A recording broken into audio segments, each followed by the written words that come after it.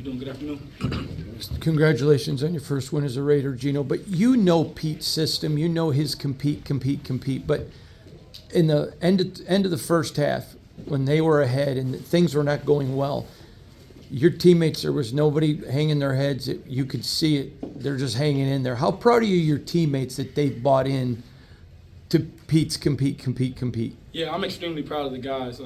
First of all, it's always a blessing to get a win in the NFL. The Patriots, they have a good team. This is the NFL. There's going to be ups and downs, ebbs and flows throughout the game. But I think the message that Coach sends us is that, you got to stay even keel. And you got to, never pass judgment, right? You got a 4-quarter game, you got to go play. And so I thought we did a really good job at, coming back in the second half, into the locker room, regrouping, and then executing in the second half. You've been involved with him in these East Coast games, and his record's ridiculously good. Why do you think that is? Yeah, I think Coach has really a great way of going about it. The 2-day trips, all the things that we do.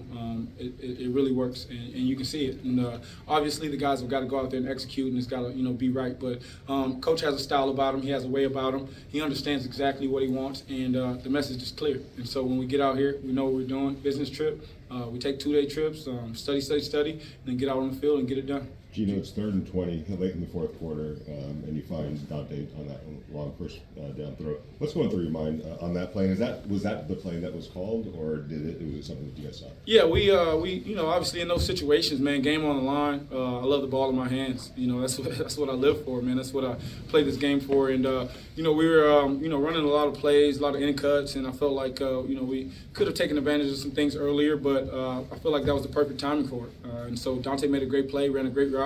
The protection held up. They went cover 0.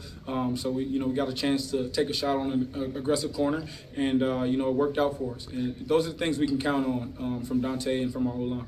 Geno, for you personally, just speaking about yourself as an individual, when you have something that doesn't go well, like interception earlier in the game, what goes into maintaining that confidence and sort of moving on to the next play? I think I say it all the time on me. You know what I'm saying? So that's all I think about. I don't think about nothing else. On me. I know who I am. I know what I can do. Mistakes happen. Things happen within the game. It was a tip pass. I made the right read. Could have made a better throw.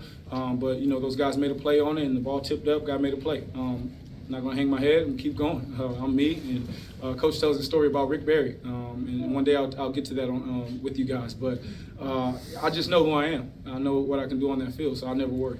For you, they was really aggressive and sending pressure, blitzing often, but you had a few moments out there where they were getting after you, you still were able to make the plays. I think about the 4-for-1 pass where you were on the move and hit Michael Mayer. What goes into sort of being aware you're surrounded in those moments and kind of pivoting the initial? Yeah, just anticipating the aggressiveness, knowing the situations, and most coordinators are going to be aggressive in those situations. They got to get the ball back, got to find a way to get a stop. So typically they're going to be aggressive. They have to.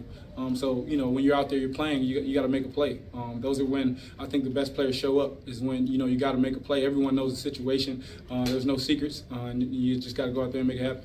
You've been around Brock Bowers now, I think since March or so. Whenever you got here, it looks like you guys were playing for 5 years out there today. But what kind of an asset is Brock Bowers? Man, Brock's a tremendous asset. He gives us the advantage, in personnel because he's such a tremendous player all around. And so, D coordinators, they've got to figure out they want to guard him, and we've got to adjust to it. And Brock's a great player, but I think all our guys showed up. I thought Jacoby had a great game today. I thought Trey had a great game. You see the big plays that Dante made. Tough running by Ashton. It's hard to do that in a 4-minute situation when the whole stadium knows we're running the ball. But our O-line played well. I thought they gave me a ton of time back there to get through my reads. And so, Chip called a great game. I think it's a collection of all of us having to do those things. But, having Brock obviously makes my job a lot easier.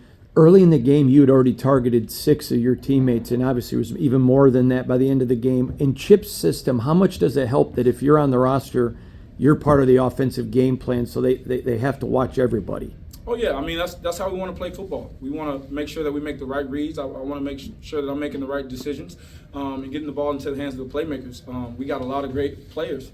And that's something that, we can take advantage of. And so, I'm going to spread the ball around if need be, but, I'm going to find the open guy, first and foremost. You guys all good?